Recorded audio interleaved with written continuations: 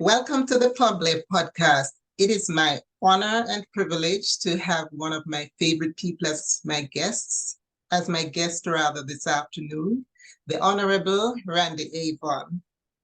But before I introduce you to the Honorable Randy Avon, please remember to like and share our videos and subscribe to our channel and share the videos with your friends and associates. So I'm just going to introduce you to my honored guest. He is the Honorable Randy Avon, who is a former politician. He's a businessman, he's a community leader, and a citizen diplomat. Most importantly, Randy is a husband, a father, and a grandfather. He was born in Honolulu, Hawaii, and moved to Florida in 1952. He is a graduate of the University of Florida and a proud Gator. Mr. Avon served as a distinguished member of the Florida legislature as a representative of the 88th District from 1973 to 1976 for the Republican Party. He was known to transcend partisanships and build strong coalitions. He served on a variety of committees, earning praises from his peers. He was also co-chair of Ronald Reagan's presidential campaign in Florida.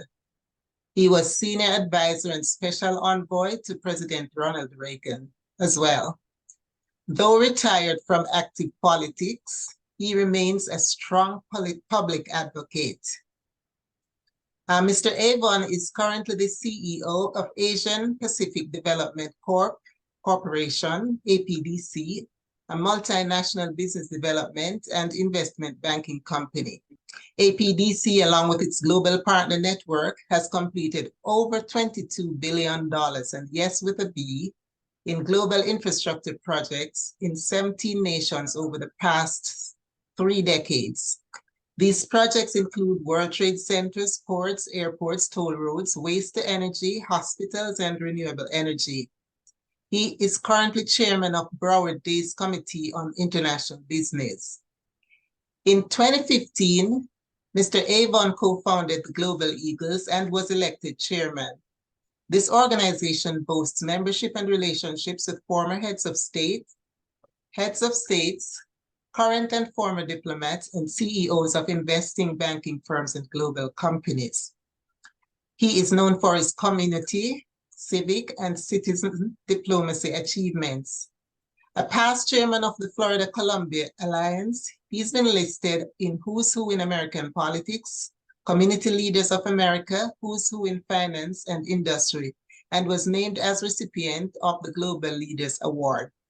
And that is just a minor amount of all that Randy has done and still is doing in his illustrious life. And Randy, welcome to the Public Podcast. I really appreciate you taking time out of your busy schedule to share your experience and wisdom with my audience. Before I start asking you any question though, I must give you your flowers. We met a few years ago on a Zoom call and I reached out to you afterwards. You not only met with me, but you invited and embraced me into your circle. You became one of my most important mentors, and I have grown so much under your mentorship and leadership. And I just want to thank you. It's been my pleasure knowing you and meeting you, and you certainly are a great asset to our community, state, nation, and much more. And it's a joy to have you and move into our inner circle of those that like doing business and like giving back even more. Thank you so much, and I cannot express enough appreciation to you. So I just shared the official bio of the Honorable Randy Avon, but can you share with us who exactly is Randy Avon? Well, I've retired several times, so I failed at retirement and finally gave up on that.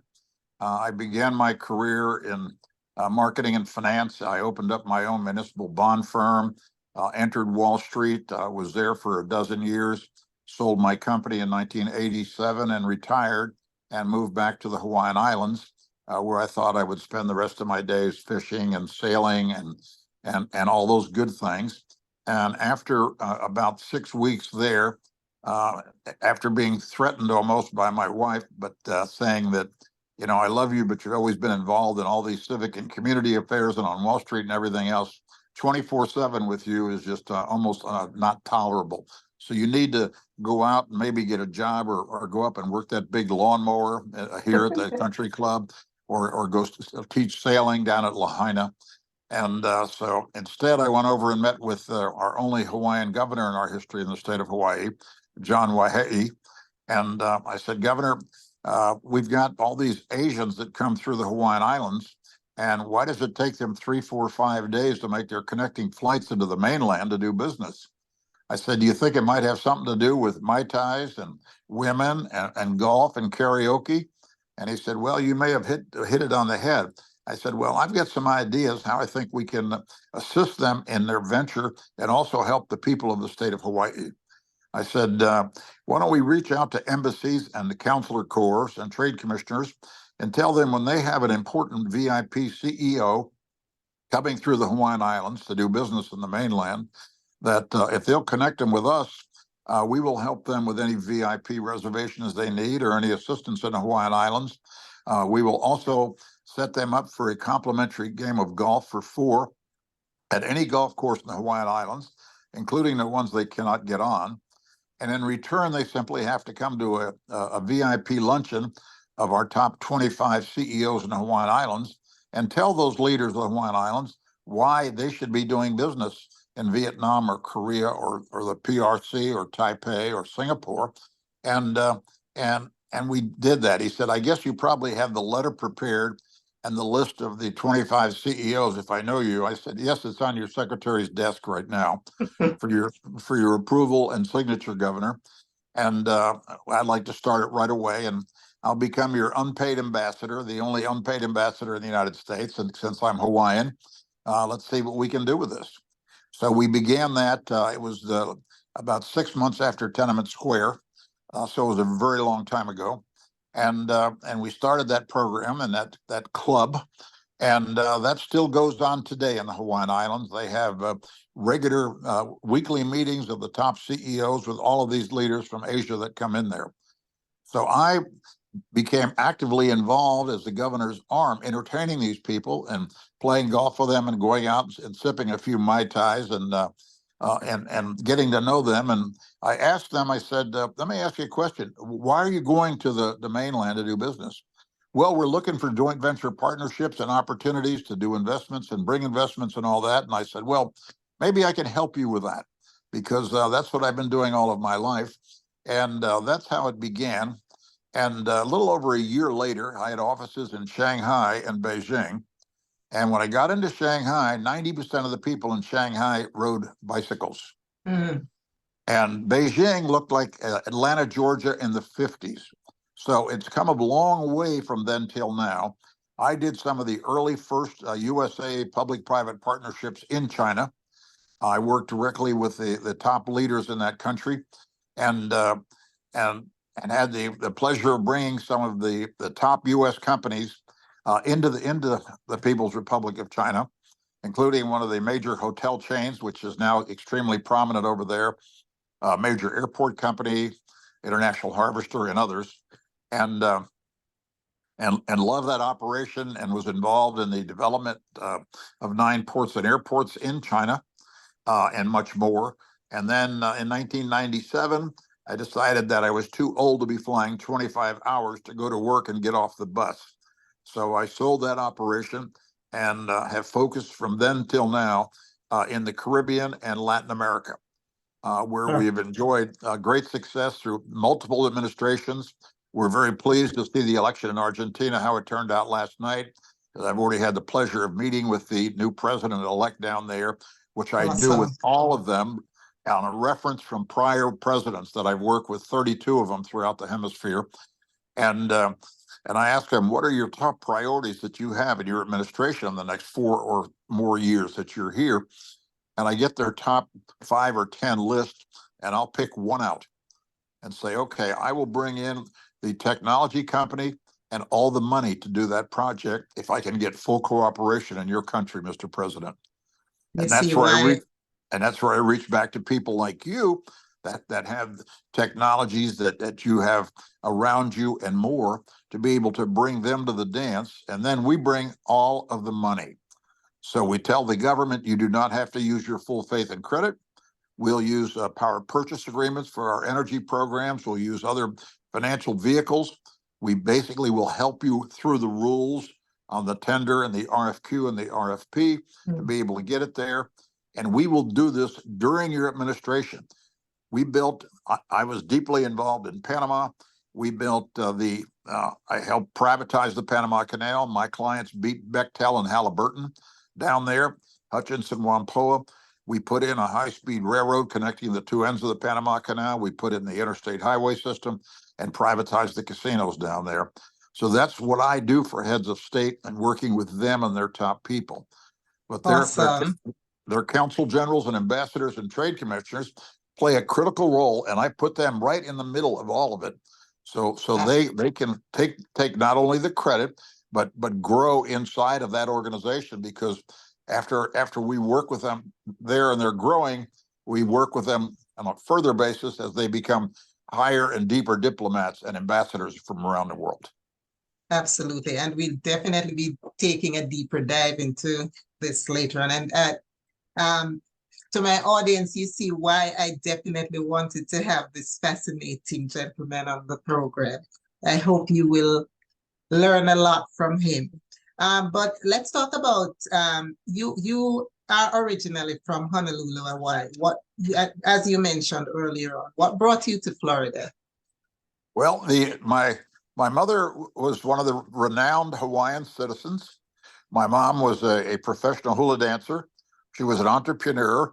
She opened the Hawaiian Room at the Lexington Hotel in New York City. And in 1938, she was the highest paid entertainer in New York City as a hula dancer. Wow. It took 6 months to get into the Lexington Hotel, unless you knew the mayor or somebody.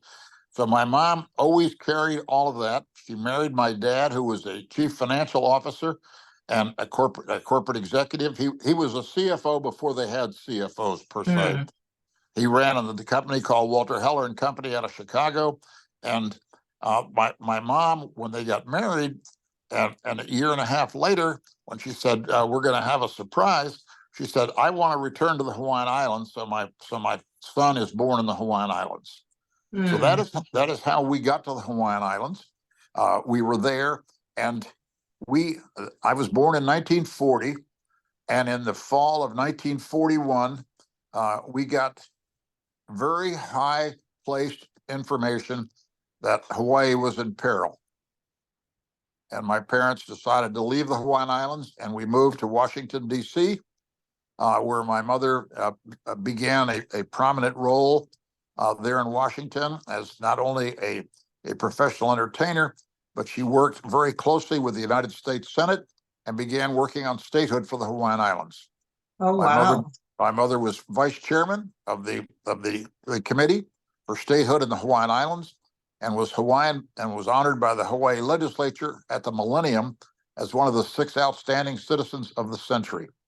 So that's where my glowing personality comes from.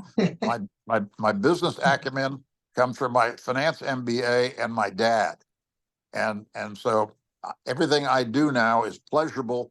I enjoy working. I enjoy working with highly talented people like yourself and others in the Global Eagles, and carrying this message on further. And I'm done retiring. I know you can never retire. So yours has been a life and still is one of service. And we'll get into business later. But what inspires you to serve? Well, really, it's giving back. One of the things we were speaking about today with a bunch of doctors I was with, because as you know, we have a medical team in the Global Eagles, and they're saying, what do you feel your best accomplishment's been in the medical arena? I said, well, when I went to some of our senior hospitals in the state of Florida and beyond 20 years ago, and asked them, I said, what do you do with this equipment after you used it for 1 or 2 years? They said, well, we return it to the people we bought it from. We get heavy benefits, we get good tax write-offs and everything else. I said, what if we could take this same equipment and work out programs throughout the Caribbean and Latin America to, to, to basically donate this equipment to those hospitals who are using 5, 8, 10-year-old equipment. And all of a sudden now their equipment would be 1 or 2 years old. And we do some kind of a program there as a give back. I can help you get tax benefits and other considerations through the Department of State and other agencies. And we began that program, which continues to this day. So that's one of the ones that, you know, giving back like that is where my real hard feelings are. I mean, anybody can make money. It's what you do to touch other people's lives when you make that money that makes a difference in it. And that's, you know, that's the reason that God has me still on this earth at 83 years of age. It's certainly not to make money. And that's one of the reasons why those of us who have the opportunity to be within your sphere are so much in admiration of you, and we are so inspired by you. So in addition to giving back, politics has been a big part of your life. And you mentioned just now about your mom. So I suspect that's what drew you to it in the first place.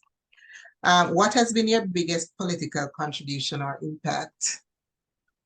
Well, I think I was deeply involved in the Reagan administration when we were in the young stages of the European community. So I had opportunities of working with Margaret Thatcher and some prince over there who I think has a higher title now in that part of the world, and being able to be able to carry messages back and forth that you didn't exactly put on television. I mean, one of the areas that I enjoyed that I did early on with Prince Charles was he'd asked me if you could give me one bit of advice, even before you're confirmed for the position that you're up for, what would that be? Because I know that you speak yourself just like your president does. And I turned to him, much to the chagrin of the ambassador to the court of St. James behind me, who's standing there terrified, what I might say. I said, never go off the pound. And I thought he was going to have a heart attack behind me. And the prince says, can we talk further after I get through here and get out of my, because they were playing polo at the event that I was at. And we talked further. I said, yes. And so I began a personal relationship with him that I think wore well in our relationships between our countries at that time. And once you're in politics, you're really never out of it. So you breathe it one way or another. I happen to concentrate more of my focus now on international presidents and all that than getting too deeply involved here, although I am involved. So I'm glad you mentioned your political activism over the years and how young you started, because now we have a large percentage of the country that has disengaged from politics. What do you believe is the reason for this? Well, you know, one of the problems in our country is that they've really lost the feeling of the people of the country in a lot of ways. We have no term limits, so people up there, nobody has any reach for them to be able to change them or replace them as you can do with your city commission or your county commission or your state officials, because they're just out there and they're there for life. And let's just say that a lot of them don't have the best interest of the American people at heart. And the American people are pretty intelligent people. That's why members of our Congress, regardless of their party affiliations, lose track of what their constituents are. So the American people are pretty smart, and they see and they feel that. And then all of a sudden they back off from being involved in the system. And that gets dangerous for our country. I agree with you. However, as imperfect as our political system is, what we have to counter that is elections, including the primaries. And as you mentioned before, a lot of people have stepped back. What advice would you give to people to encourage their engagement in politics or to even vote? Well, I would say don't be intimidated by the fact that you don't think that you count, because if you step forward and make yourself known and get your presence there, it can make a difference. There are people that care, that will listen, and the word goes up and comes back. So that, or get involved in the system yourself. Go out and say, okay, I want to be on that school board because I care how my children or grandchildren are taught and what they're taught in the schools. And get involved in that and do that, or your city commission or whatever the case may be, or get involved in one of those races. If you don't want to be the person out front, get in there behind the scenes and start planting those seeds so they know that they will be your voice and when they go in there, and everybody can do that. You just have to take a deep breath and say, okay, I want to make a change, and then go knock on that first door. Thank you so much for that advice, Wendy, because I had a conversation with a millennial friend of mine this afternoon, and she told me that she wasn't going to vote. So I'm definitely going to share this piece of advice with her. Yeah, that voting is precious. And if you don't vote and you're a caring person, you're turning that power over to people that might have a different agenda than you. So you've got to carefully think through that process of not voting and not being involved. It doesn't help. Thank you so much. So when you were serving, you engaged in bipartisan collaboration. Now we are in an era of 100% politics where our representatives seem to not want to negotiate or compromise. What do you believe got us here? And what can a senior statesman like you advise our current politicians to move us forward from this problem? Well, I think one of the big mistakes that people allow themselves to get put into is being grouped into some little niche over there that maybe they believe in part of that, but not all of it. So let these officials know that while I believe in what you're doing here, I'm not happy with what you're doing with my children or grandchildren in schools.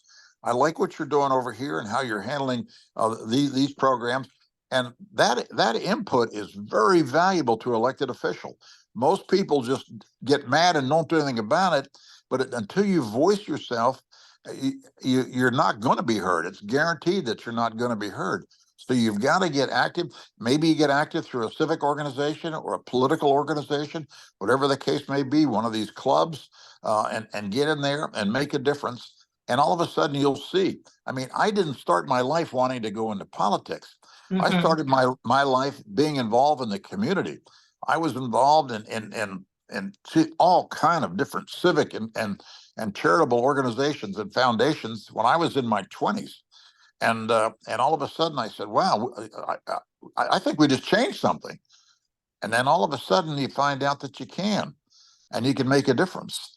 And that's the way that you've got to do it. And every citizen needs to do that if they want to keep this country as great as it is. I mean, with all the problems we might have here, we are one of the greatest countries on earth by far. And I do business with a ton of those other countries.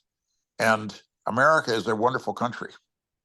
I absolutely agree with you. And as an immigrant, I am testament to the opportunities here. And I mean, I've visited other countries across the world. And yes, we are imperfect, but I still have not been to the country that can measure up to the United States. So you have friends you're a Republican, you have friends who are deeply rooted in the Democratic Party and its culture. How do you maintain your relationship in this era of political divisiveness? Well, we do it through a combination of some serious debate and a lot of fun, making fun of each other and the people Yes. that are there. But see, when I was elected to the Florida legislature, the Democrats had a 2/3 majority, Mm-hmm. and I was named the most effective member of the Florida legislature as a freshman, and it's because I worked with the other party. You know, my party had their philosophies, and I believed in most of them, but I also believed in making things happen. And America's moved from that. I had some very, very dear friends in those active days that were senior members and U.S. senators and governors in the other party, and I had always a good relationship with them because at the end of the day, you get down to America first. You know, I don't agree with you on unions. I don't agree with you on this issue or that issue. But let's talk about using the Pledge of Allegiance to start our school classes. Let's talk about Absolutely. things like that really make a difference. And when people all of a sudden want to take that away, then I don't care who they are. They're not my friend anymore. And that's the difference where, see, I've watched a lot of countries fall that I've been doing Mm-hmm. business in over 5, 6 decades now. And Excuse I've me, watched countries, excuse me, I've Randy. watched, Your lower face is being cut oh, off. okay. There you Well, you know, go. I'm Yes. old and I can't hold the phone there this long, you know. And I've watched countries go in and out of good government and bad government. I think Argentina is going to have an interesting few years ahead now with this president.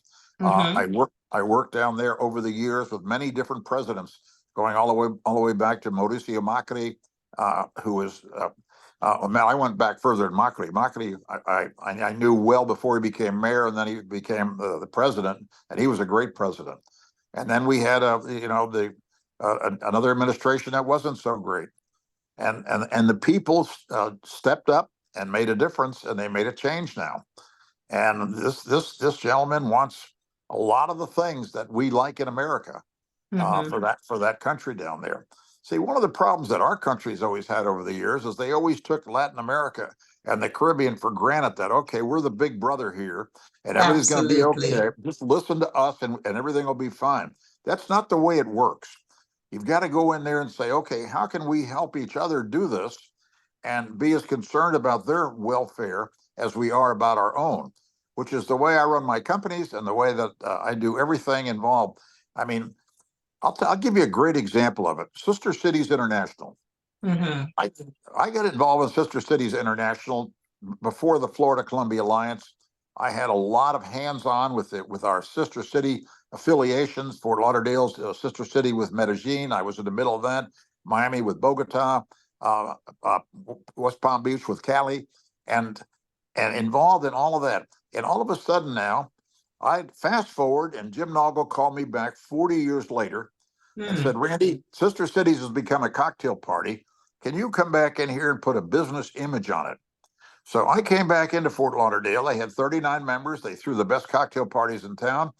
And I all of a sudden said, okay, let's do something different.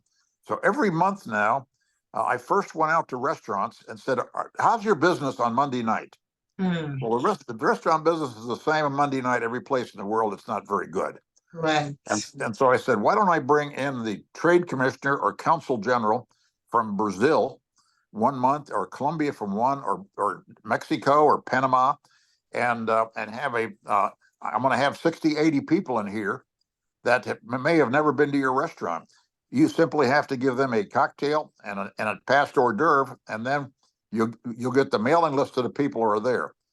I took the membership of 732 members in 2 years. Wow. And all of a sudden now we have sister city affiliations around the world. I tried to twin Broward County with Israel, and I had the Mm. backing of the prime minister at the time. And the prime minister at the time is the prime minister again today, as a matter of Mm-hmm. fact.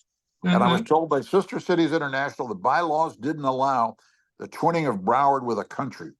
Even though Mm-hmm. we had more Jewish residents here than they did, they said, no, it has to be the state of Florida that does that. That Mm-hmm. made me mad. I ran from the floor as a unendorsed candidate for the board of Sister Cities International, and went through the chairs of Sister Cities International. We grew the program into a business machine. We threw economic development summits here and around the world to our sister cities of Fort Lauderdale. We brought Haifa, Israel in as one of our sister cities, Medellin, Colombia, Mar del Plata, Argentina, and we did business with them. And sister cities put that component under their umbrella, and cities can use that now. So that's a Mm. vehicle for people that come from a country and might want to get involved, to go to your sister city in your city and say, do you have a sister city in the Dominican Republic? Well, if not, I'll help you get one. And all of a sudden, you're in the system. You're in it then. That's so good to hear. Because I remember as a child hearing, some vague mention about sister cities. So um, and my background is also international business. So that's something that I would definitely want to get involved with. And who knew that I'd be meeting one of the main players of sister cities? So it's good to know that, and I'll definitely be talking to you more about that. Okay. Thank you so much. Looking forward to it, Randy. So one of the things that fascinates me about you is your longevity as an active and successful businessman. How do you do it, and how do you so successfully navigate the changes in the global business environment over the years? Well, one of my points of pride is that we basically have had four different political parties in Mexico as an example. And when you're close and helping a president in one political party and the other party gets in, immediately, the roadblocks are up there. Well, no, he was Peña Nieto's man. He's not going to be my man. Or, Right. or he worked with Vicente Fox, so he can't work with us over here. And I go in through their same chain of command, through their top people, their foreign ministers, or anybody of those people that I've had relationships with throughout the years. And I say, tell your president that I'm not here as Peña Nieto's man, and I'm not here as an advocate of the United States government telling you how to run your country. I'm here as a businessman to bring you business, to make your business model work for you. And by the way, I bring all the money. And so if he's interested, let me know. If not, I'll check back when there's a new president. And that's the way I begin my relationships with new heads of state. And so, when I was involved early on with the president of Mexico and the president of the United States, who didn't know each other, I was deeply involved in putting that together. I told President Obrador, I said, let me tell you something about President Trump. I said, President Trump, when he tells you USAID is going to give you $38 million, you can go to the bank and stand there because it's going to happen. I don't care what he says in his tweets. I don't care what happens. That is not my business. I am not here doing that. I am here to make sure that we can build that road that you want to get done, or put that hospital in place that we need to get done. And let's put all those politics aside and let's concentrate on business and the people that we're interested in. And that's the approach that I take with all these heads of state. And it works, and it works, and it works. And they then pass that on. And I'll go into a new president-elect that I haven't met yet, and he's already heard all this stuff about me. And so I'll sit down and we'll have our first conversation. And I'll say, let me ask you a question. Do you know Alvaro Uribe, the former president of Colombia? Do you know Vicente Fox, the former president? Do you know this one? Do you know that one there, Mauricio Macri? He says, yeah, I know them. I said, well, why don't we call them right now and save your attorney general a lot of due diligence, because I have their portable number on my portable phone when I know how to operate it, that is. And so I'll push that button and get that president on the phone and hand the phone to the new president-elect and let him talk to him. And that's the way I begin my path with them. And then it takes away all of that mystery, because it's just people to people then doing business, and everything I tell them that will happen happens. And that's the way I take care of my clients. And then that's the way we take care of the charitable foundations that come out of it, because I require that all of my clients that go into these countries that do projects take 10% of what they take out of that country and put it back into the country. We don't give it to them and say, do good things with that. We go in and we build off-power grids for power. We build schools, we build roads, we build energy systems, we build all kind of good things with it. And that's the way we give it back. I've done a ton of affordable housing in 10 countries throughout the world. And there's nothing better than that. And one of my favorite stories with that is we tell the people, okay, first of all, these are people that were probably sleeping in a tent on the side of the road. six Mhm. months ago. We help them get financing done. And if they're making $800 a year or whatever it is, we figure out ways to help them get financing done, because then they become owners of it. They're not there with the government giving it to them.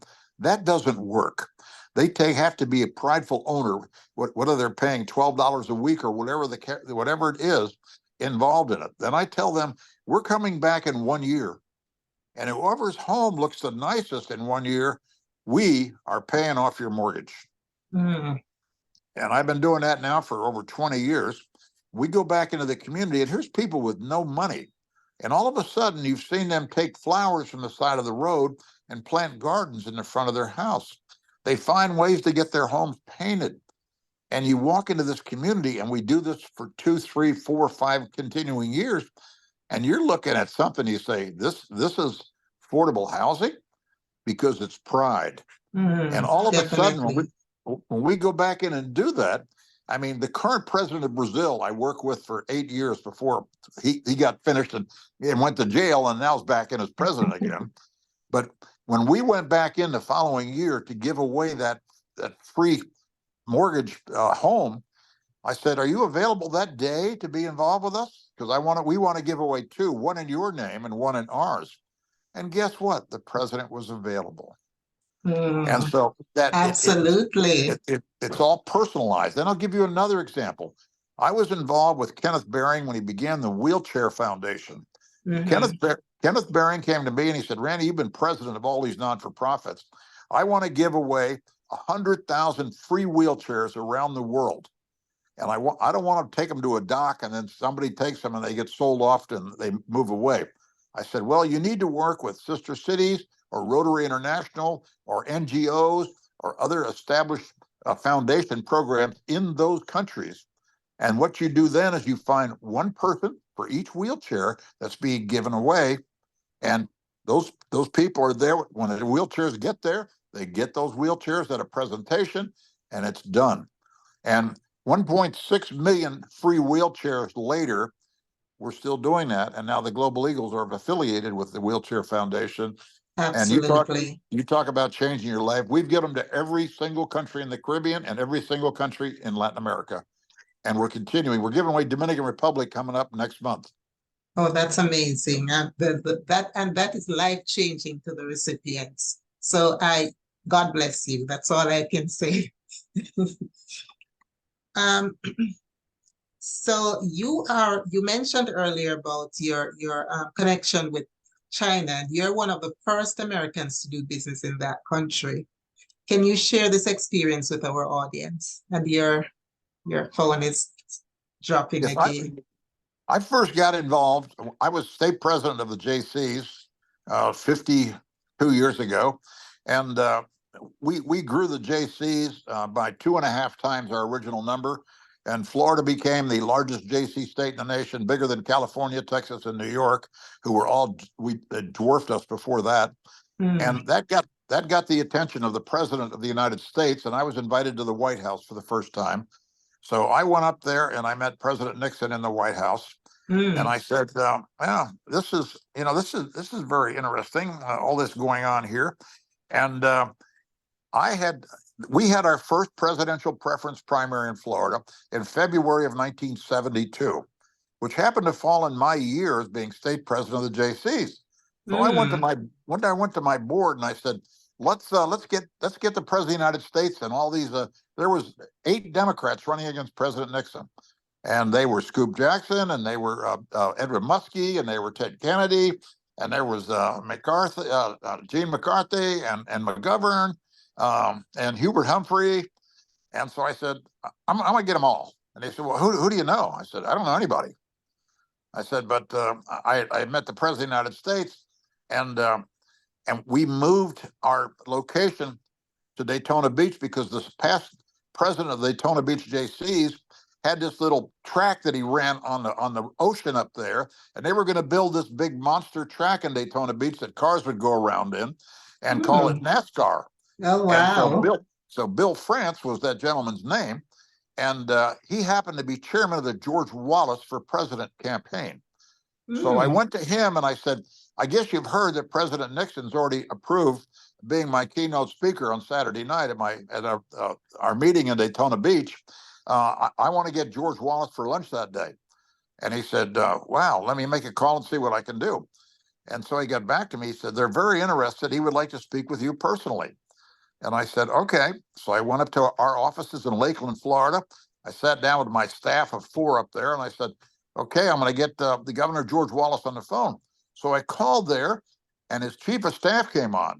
Well, I didn't know anything about chiefs of staff and all that stuff, and said, he said, yes, I'm Governor Wallace's chief of staff. How can I help you? I said, sir, if I wanted to speak with his chief of staff, I would have had my chief of staff call his chief of staff.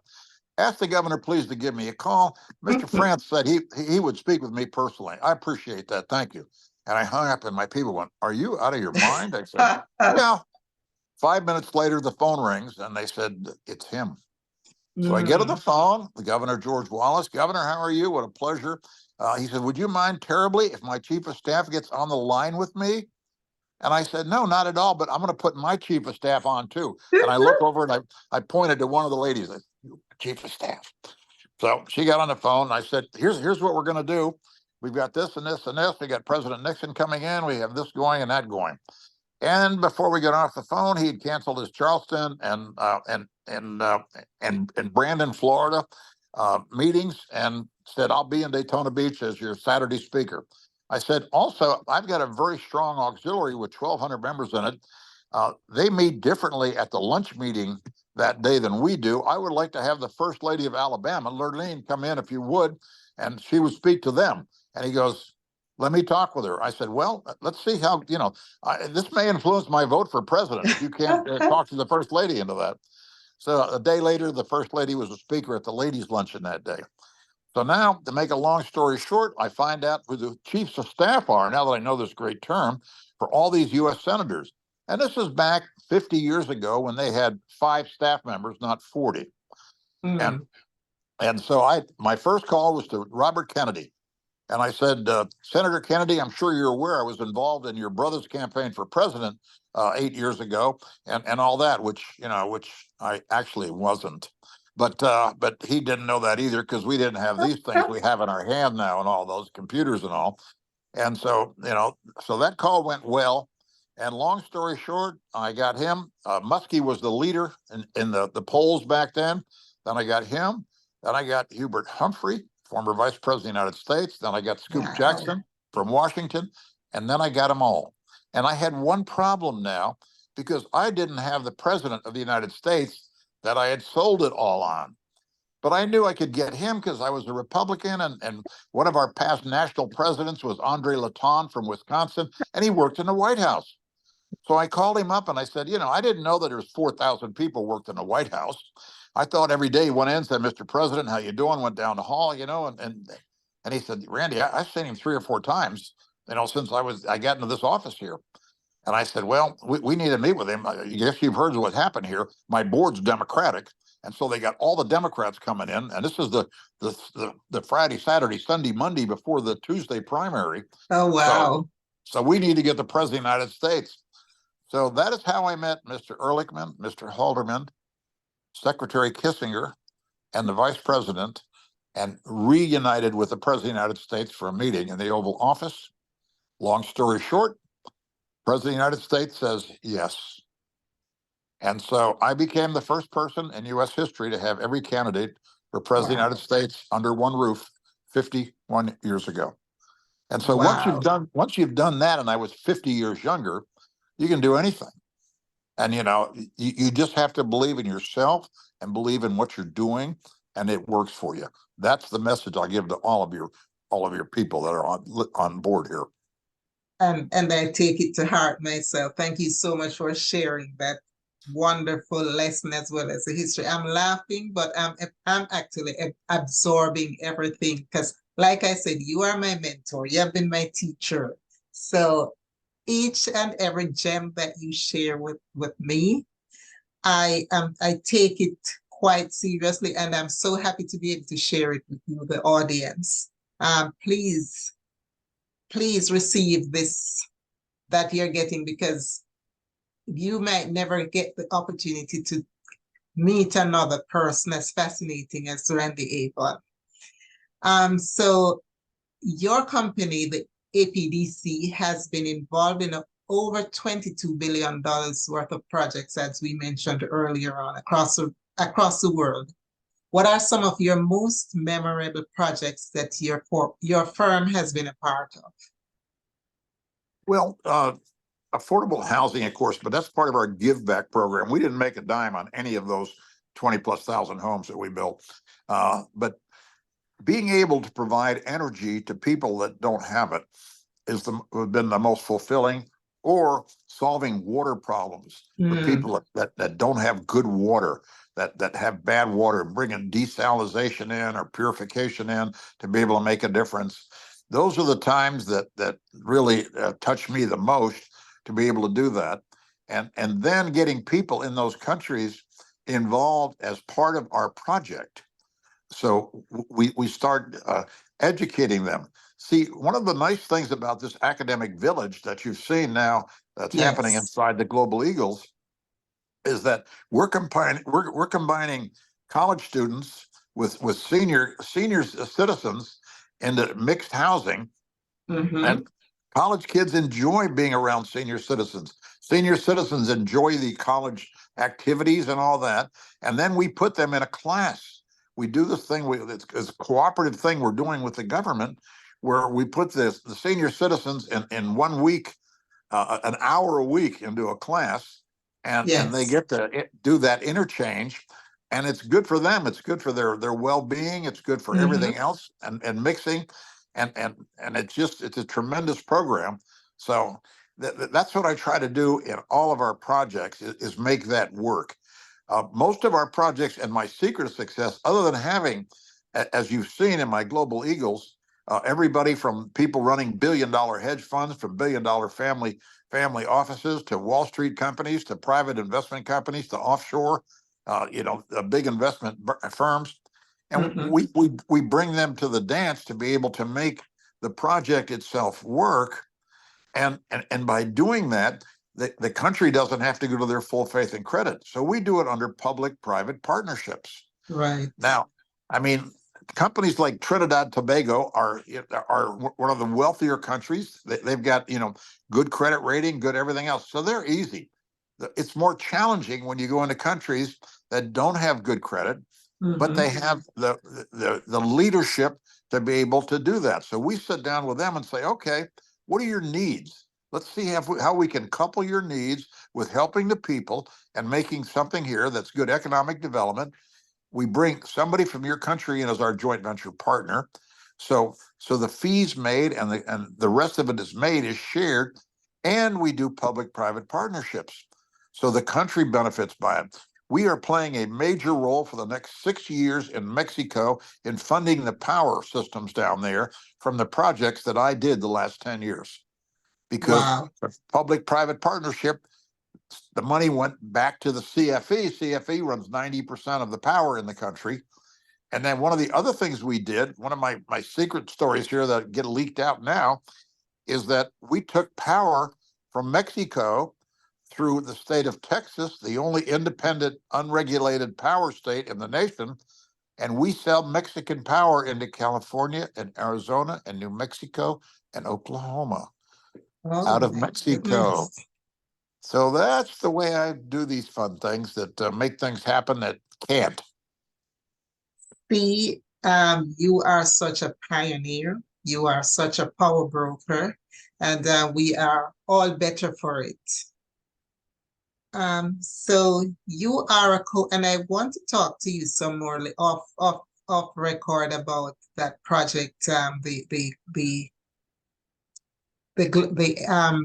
education village, because as you spoke, something else just came in, and another component just came into my mind.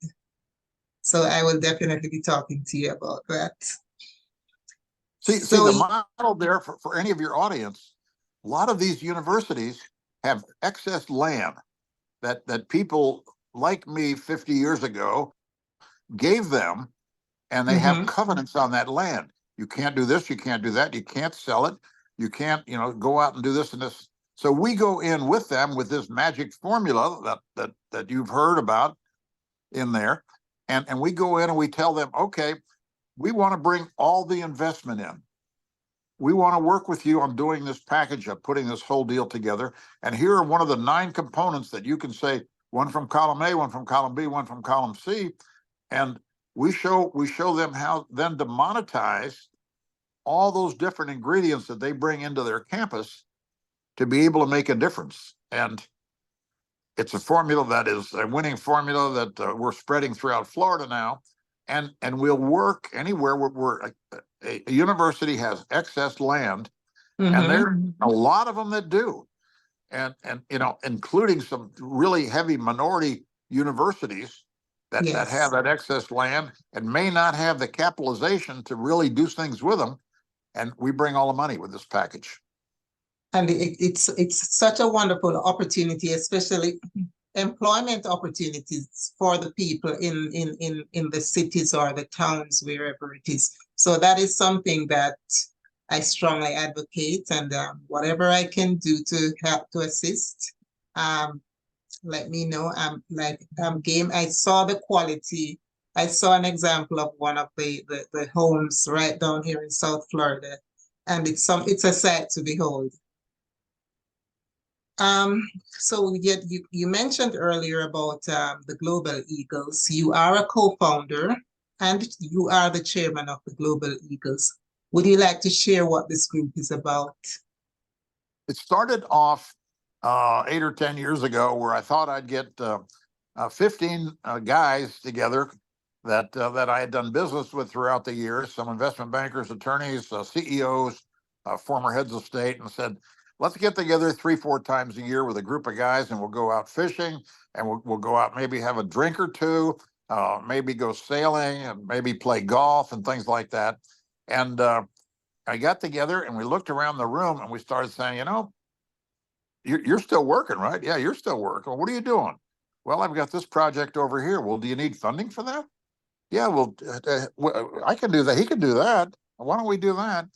And all of a sudden, we said, you know, we got to share this with more people. And that's the way it began to grow. It began to grow, and we started reaching out. And then some of these former heads of state said, I've got people in my country. What are the rules? And I said, well, let's see the bylaws, which, as you know, we don't have. I said, the bylaws state clearly that you must attend 1 meeting a year, and you must bring a project in, and whatever else I can think of. And so that's the way we began growing it. And now, as you know, we're capped off with 100 top international world leaders that come to meetings, and they must come to 1 meeting a year. And as you know, we cap it off at 40 at every meeting. And even during COVID, we were at capacity for every meeting, including 1 meeting. One of my fun stories is that we had a lady that runs a $1 billion fund up in Canada, said, I'm coming in for the meeting in Fort Lauderdale. I said, well, Canada's closed. This was during COVID, and Canada was still closed, the United States. She said, I'll be there. And I said, okay, let's see how this works. It's like, I guess, 3 years ago. And into the meeting, she walks that, you know, 3 days later, I'm going, let me ask you a question. How do you get across the customs? She says, well, I had to get gas in Mexico in my jet. And I'm going, are you kidding me? So as you've seen at the meetings, people come from all over. I mean, we had them in from, you know, I mean, look what we had in Washington. We had them in from Dubai, the Philippines, Hong Kong, Hawaii, New York, Chicago, London. I mean, it's just outrageous. And then the people we get on the other side that come in there to see that's there. I had one state senator in Florida through her third person say, well, that person will come down to the Eagles meeting, but we need to step into this and this and this. I said, let me explain something to you. We have state senators, we have governors, we have former heads of state. We have people that we don't even pay for their hotel room. And we certainly don't give them a stipend to come. They want to come for the exposure for the Global Eagles and meet the people sitting around that room. Absolutely. And as you know, everybody in that room comes in there to have a pleasurable day and to do business. The value is the value cannot be expressed. I mean, you never know who you're going to meet. You Yeah, never yeah, know what opportunities are going to show up. And as you mentioned before, we have people from all over the world. We've had people from as far as New Zealand. yeah, yeah. I I guess mean, the and only place we haven't had anybody from yet is Antarctica. no, no, we haven't, but you don't think they know about us over there. And as you know, we have no website. We're developing one now after 10 years, but we don't do Zoom. You either come to the meeting or or you don't. Yes. Uh, and then I do, a severe wrap up. I send the wrap up out to about 480 leading diplomats, business leaders, and potential global eagles around the world by blind copy after every meeting. And Mhm. I've had some of our people that you know well come to me and say, Randy, I read the wrap up of the meeting and I was at the whole meeting. I don't remember us talking about that. And I said, well, you must have been in the men's room then because you missed it.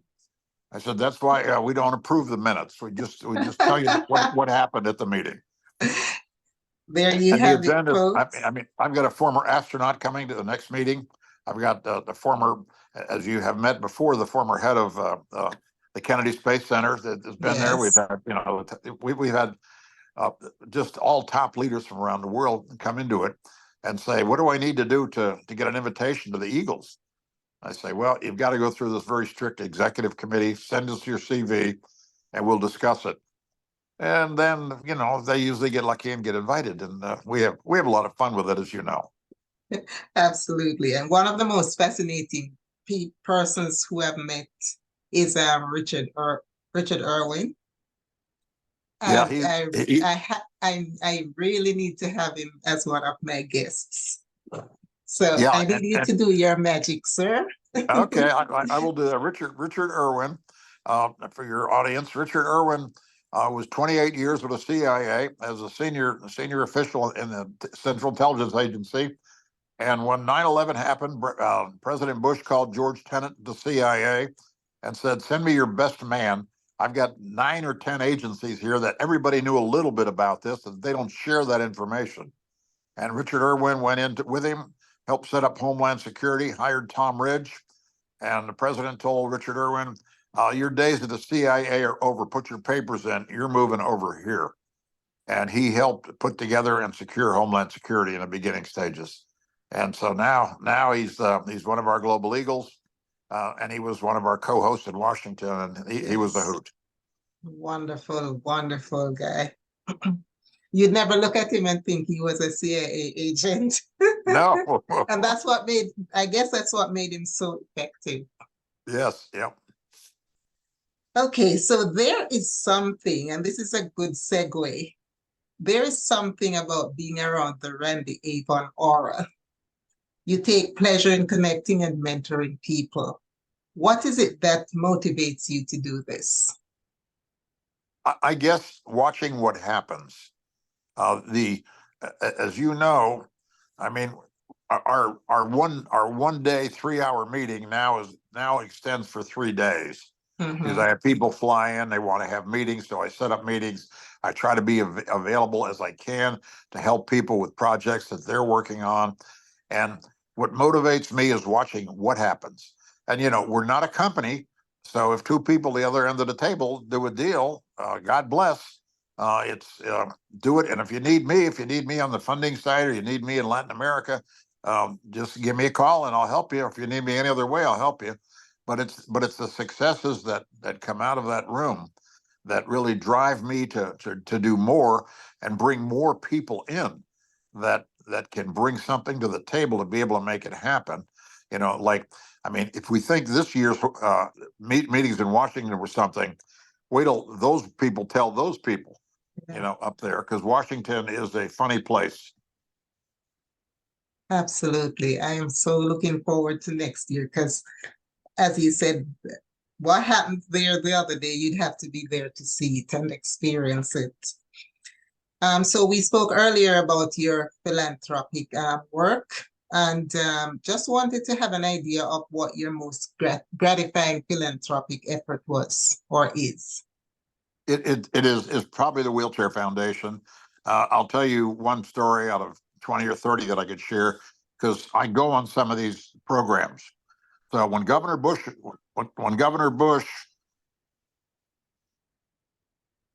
okay, I lost you for a second. When Governor Bush, Governor Bush was our governor, and I was working with Mar del Plata and Fort Lauderdale Rotary, we were going down to give away 500 free wheelchairs to Mar del Plata, which is in the Buenos Aires province. And so one of the things that I had done in the Wheelchair Foundation is I went to the founder of the Wheelchair Foundation, Ken Behring, and said, Ken, I appreciate you've got this great board that you put together with John Glenn and Arnold Palmer and all these fancy people on it. You're missing the boat here somewhere, and I want to put my 2 cents in. He says, okay, tell me about it, kid. And I said, what? You need to have first ladies in here. And he goes, really? And I said, yep. And so he says, well, help me do that. So I put together 16 first ladies around the world that I had worked with or had good relationships with. And he says, okay, now tell me the rest of the story. I said, the rest of the story is we're set up 7 or 8 months from now. We're set up 7 or 8 months from now to go in and do a wheelchair presentation. And the first lady is going to say to her pillow talk partner, darling, what are you doing on June 19th of next year? And you say, honey, I don't know. Maybe the president of Italy will be here. I don't know. He says, well, I'm supporting you on everything you do, sweetheart, but I hope you could support me on this wheelchair giveaway program that I'm doing.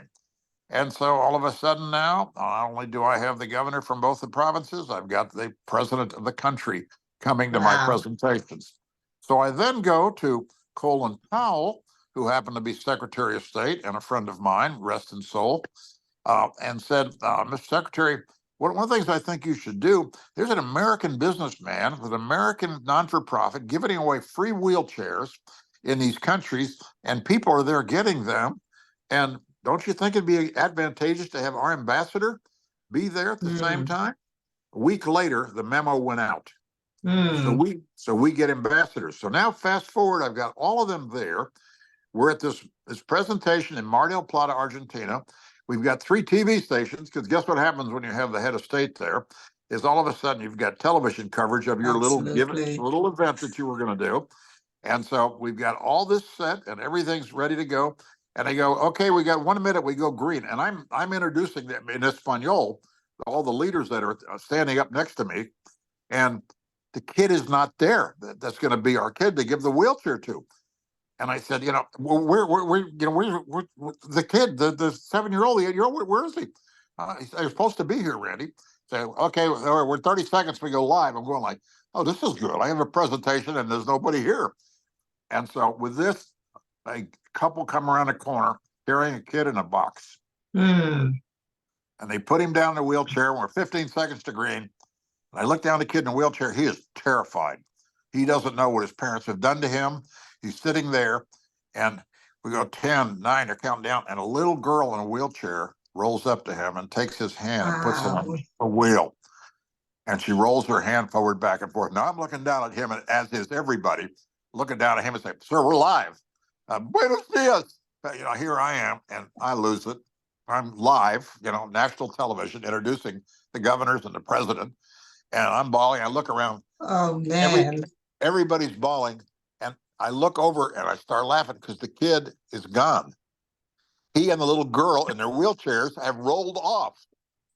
And we all lost it. I mean, that was the blankest 15 or 20 seconds ever in history on television. Oh, wow. But that's the kind of fulfillment we get. And everybody that's involved in it gets that. And I can imagine. When you see somebody up and grab your hand and say, you just changed my life. I've always been a chore on my parents and a drain, and now I can provide and I can help and I can be a part of my family. And amazing. you get one of those, you're in. And amazing. That's basically giving them wings to fly. Yep. So it's just fascinating listening to you. You are still actively engaged in politics, business, and philanthropy, as well as your other community work. You display the energy of someone half your age, as far as I'm concerned. How do you do it? Well, a lot of inspiration from Nani. You know, she is a great uh, part of my heartbeat to be able to do it in Mhm. support level. You know, and gives that energy to me. You know, I found that my energy level is best at 5:36 in the morning because I'm talking to my people around the world and everything, and uh, and it starts to wane now a little earlier than it did. Mhm. Our midnight is now 8:30 or 9 o'clock at night, and that's when we used to go out. You know, not us, but when we were all younger, that's when we would go out and go dancing and all. But the different, it's just the strength that she gives me, and then the people that surround me, like yourself, watching what your motives are is to give back to the people that you love and you think can be better people themselves. That's what drives my energy level, and the Lord's got me here at 83 for a reason. So every day and every week is the most important part of my life because I don't know when. Nobody does, but I certainly Uh-huh. don't. Awesome, awesome. So with all the work that you do, what are the things that you are, with all the things that you're involved in, what do you do for enjoyment and relaxation? What we do, Nani and I go to live entertainment every other week. We've seen about 30 of the top entertainment groups in the world. We like to go to the ones that are the oldies like us. So we've seen one person left in the Beach Boys, one person left in the Temptations. We've seen that we saw Paul Anka in Canada last week. Oh, We went up wow. there to see him. We saw, and we've seen all those oldie goldie groups, and they come back with a doo wop group. You know, they got the flamingos and Mm. they got this I, group and I that. love doo-wop. Yeah, yeah, and so we go to them all. We go to them here in South Florida. And then we've been known to get on airplanes. We go to New Orleans a lot, and we like to jazz up there. We've got our favorite restaurant up there, and then we go Count Basie Auditorium outside of Mm. Newark. They've got that's a good venue. The best venue in America is Humphreys by the Bay in San Diego. It seats 240 people, and I've seen Sinatra and Streisand there. Oh, So, wow. so you're not in a stadium with 20,000 people. You're in a captive audience. It's outdoors, Very and intimate setting. it's just and tickets are impossible to get. But I'm we're on the good list. So Nani and I'll fly out there twice a year, and Okay. so that's the pleasure we get as entertainment. And we go dancing too. You know, Mm. we enjoy that. And I know Nanny's just an amazing dancer. I've not seen you dance yet. I hope to sooner than later. Oh, I learned to dance. I was forced to learn to dance because my mother owned a dance studio as part of her Ah, entrepreneurial things. And so I had to dance part of the cotillion when I was 12 years old. wow. And when I became 13 and 14, when rock and roll began, and I could do all that stuff, all of a Mm. sudden I was very happy with my mom. And then when I went to high school and I was one of 10 guys that could dance, Oh, you all of a wow. sudden get to dance with anybody you want to. And it's the same way today with all my senior friends. Half the guys still don't know how to dance, and all women like to dance. Oh, So, yes. so dancing it is. That's awesome. You owe your mom big time, Randy. Yeah. So I'm down to my final question, and yours is a life that truly inspires me. And I don't know if I'm telling tales out of school, but you got married to an amazing woman less than 2 years ago, I think. Um, what gives you this zest for life? And can you share some encouragement with those who feel like giving up? Well, it really, we all have what we have, but what we get from other relationships are what give us the real strength inside of us. Because no two people, when they get married, know each other. I don't care how long they've been dating or fooling around or whatever it is they call it now. They don't know each other until you really get down to it. And then you start learning and you understand that, even though you and I might be perfect, Esther, others have faults. And so we learn from them, and then we learn that we might have faults ourselves. And it's part of that exchange that helps you grow as a person to be able to do it. And we were both married all of our lives, widow and widower, and we basically found each other at that point. And for it to work twice in your life, it's a wonderful thing if it works, Yes. once, but It's it it's works, a beautiful story. it works twice in your life. It's really magical. And but it's a work in progress, no matter what. Mhm. Because it's just everybody's got their own little, things that you've developed, especially as old as I am. These are my habits, and I've been doing this all of my life. What do you mean I'm not allowed to do that anymore? And then all of a sudden they think, well, it's not that important. I guess I Mhm. can make an adjustment here and there. And so we become better people by making those adjustments and and changing things that maybe are better. But the best work of life is going out every day of your life and making somebody smile. That's the most important thing you can do. My mother, she embarrassed me when I was 10 years old. My mom, those little puka shell lays that you remember, those things, little things that my mom would go out of her house every day of her life with a dozen of those on. And she would go, when we went into the dry cleaners, the hardware store, the grocery store, whatever, everybody she saw, she said, aloha, I'm from Hawaii. I want to give you this lei and hopes it brings you some happiness and brings you joy into your heart. And it's like all of a sudden, as I got older and watched people every day light up with that, I said, well, that little act of kindness Yes. goes a long, long way. And then when mom passed, at her funeral, in a Hawaiian funeral, you're not limited to 5 people that get up and talk. Anybody that wants to get up and talk.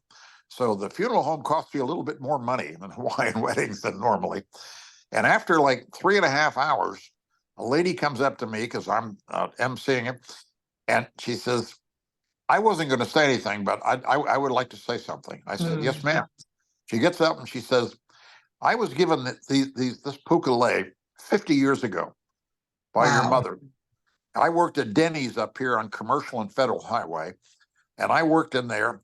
And she came in there, and some of you and her children were with her, and she's there, and she gave me this lei, and she said, I'm from the Hawaiian Islands. May God bless you and bring you happiness and any strength that you might need. Mm. And she says, I lost it. I told your mother that my son had died the day Ah, before, and I was only working to help pay for his funeral. wow. And your mother changed my life. I live in Chicago. I read your mother's obituary in the Chicago paper, and I had to fly down here to say thank you to your mother. Wow. So that's the part of the life that the giving back and things you do for other people are the most fulfilling you can do, and that will make you grow because your heart will get bigger and you'll feel better. Things as simple as a smile, or if I see a guy mopping the floor, I'll say, "Excuse me, sir, I've been coming here 10 years. I've never seen the floor look this good." And you see them light up, and it's just different. It's just different. That's all. That's my energy. And that at the end of the day, that is all that matters. It's a personal connection, the That's smile, right. the encouragement. You never know how you, as your mom did, change somebody's life just by Right. a simple act of kindness.